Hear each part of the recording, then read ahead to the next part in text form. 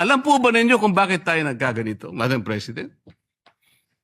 Kasi po matagal ko nang sinasabi, 9 na buwan na po ang nakararaan, ngunit ayaw nating ituloy ang pag-iimbestiga sa flood control scandal. Isang pinakamalaking nakawan sa ating bansa. Parang ninakawan ng isang pamilya sa tanghaling tapat at ang mga magnanakaw ay hindi nakamaskara. Nakakurbata lahat. Nakabarong Tagalog. Paano hindi masisira ang kumpiyansa ng mamamayan kapag tinalikuran natin ang ganong pananagutan? Ano pong sinabi pa sa akin? Imbes na sagutin nila yung privilege speech ko noon, nasa pamimilit ko na, ito pong tungkulin natin eh. Naging PNP chief kayo. Ako po'y humanga sa inyo noon. Hindi ko na ikukwento yung lahat ng ito. Bakit ngayon? Bakit hindi natin gawin lahat yon? Alang-alang sa interes ng bayan. Kaya po tayo sumadsad ngayon dahil yung pananagutan na yun, pinipilit po nating pigilin. Ang dami po nating pinagtatakpan. Tumayo siya, imbes na sagutin niya ang aking sinasabi. Ano po sinabi niya? Kung ano-ano po sinabi, nagpalabas din po siya ng napakaraming video.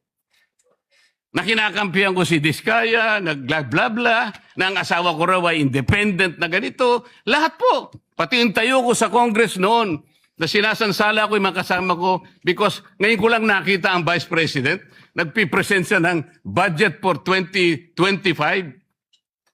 Inaaglahi siya sa budget 2022 and 2023. Yung mga ganun po.